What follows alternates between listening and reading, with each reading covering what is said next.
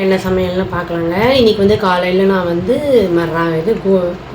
கோதுமை மாவு இருக்கு இல்லைங்களா, அரைச்சிட்டு வந்திருந்தேன். இந்த மாவு மில்லில் தான் அரைப்பேன், ரெடிமேட் வாங்குறது இல்லை. நான் இல்லை ரொம்ப அர்ஜென்ட்டுனா தான் வாங்குவேன். அதில் பூரி போட்டாச்சு. உருளைக்கிழங்கு மசாலா சாதாரண மசாலாவே பண்ணிட்டேன். இன்றைக்கி பிரேக்ஃபாஸ்ட் அதாங்க.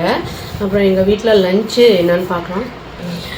இன்றைக்கி வந்து கேரட் சாதம் பண்ணுங்க நான். அதாவது கேரட் சாதங்கிறது எப்படின்னா, சும்மா துருவிட்டு பண்ணுறது தான்.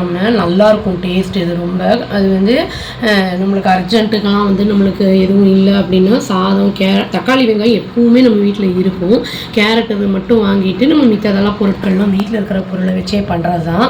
ரொம்ப டேஸ்டியாக இருக்கும். அதுக்கு வந்து ரைத்தா சாப்பிட்லாம். அப்புறம் வந்து தயிர் பச்சை இது சிப்ஸோ அப்பளம் அதெல்லாம் எடுத்துக்கலாம். பொரியல் கூட சாப்பிட்லாம். சில பேர் பொரியல் கூட சாப்பிட்றவங்க இருக்காங்க.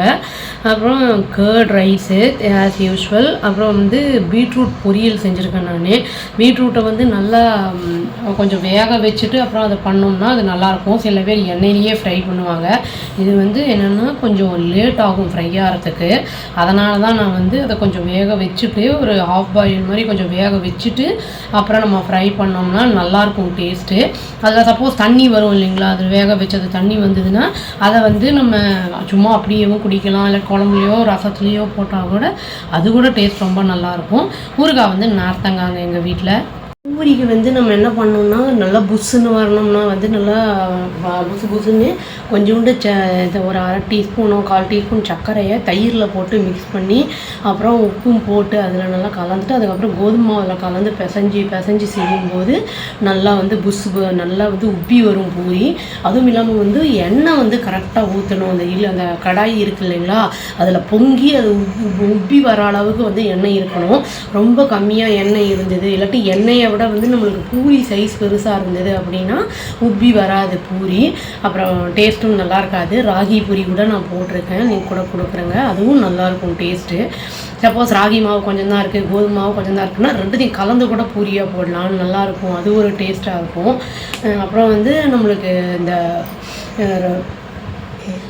இப்போ வந்து கேரட் சாதம் வந்து பண்ணியிருக்கோம் இல்லைங்களா, அந்த கேரட்டில் வந்து நம்ம வந்து அதை வேக வைக்கல, நான் அதை துருவிட்டேன். நான் அந்த மாதிரி பண்ணும்போது வந்து டேஸ்ட் நல்லாயிருக்கும். முடிஞ்ச அளவுக்கு வந்து நம்ம டியூஸ்டே இவனுக்கு மட்டும் கொடுக்க வேண்டியது வந்து நம்ம வெரைட்டி ரைஸ் மாதிரி கொடுத்து அனுப்பிட்டு அப்புறம் வந்து எங்களுக்கு ஏதாவது பண்ணி போனாங்க. இப்போ இந்த பூரி மாதிரி ஐட்டம்ஸ் எல்லாம் வந்து நம்ம ராத்திரி சாப்பிட்றத காட்டிலும் கொஞ்சம் டே டைமில் சாப்பிட்டோம்னா கொஞ்சம் டைஜஷன் நல்லாயிருக்கும். ஏன்னா வந்து ஆக்டிவிட்டீஸ் இருக்கும் நம்மளுக்கு. ஏன்னா நம்ம ராத்திரியில் மோஸ்ட் ஆஃப் த டைம் என்ன பண்ணுவோம்னா சாப்பிட்டுட்டு அப்படியே போய் தூங்கிடுவோம். ஆக்சுவலி நம்ம ஒரு 10 நிமிஷமாவது 10-15 நிமிஷமாவது உட்காந்துட்டோ இல்லாட்டி 10-15 நிமிஷம் சும்மா லேசாக நடந்துட்டாவது நம்ம வந்து படுக்கணும். அப்போ தான் வந்து நம்மளுக்கு ஸ்டமக்கெல்லாம் அப்செட் ஆகாமல் இருக்கும். இந்த கேரட் சாதம் அப்படிங்கிறது வந்து இதுக்கு வந்து நம்ம சைட் டிஷ் வந்து சிப்ஸு தயிர் பச்சடி நாங்கள் சாப்பிட்றது. பட் ஆனால் எது வேணால் சாப்பிட்லாம், நல்லாயிருக்கும். அது வந்து அவங்கவுங்க சாய்ஸை பொறுத்தது, ஒவ்வொருத்தருக்கு ஒவ்வொரு மாதிரி இருக்கும். ஹெல்த்தி டிஷ்ஷாக சாப்பிடும்போது ஹெல்த்தும் நல்லா இருக்குங்க. அவ்வளோதாங்க. Thank you. Please do like, share and subscribe our channel and click the all option and tap the bell icon. Thank you.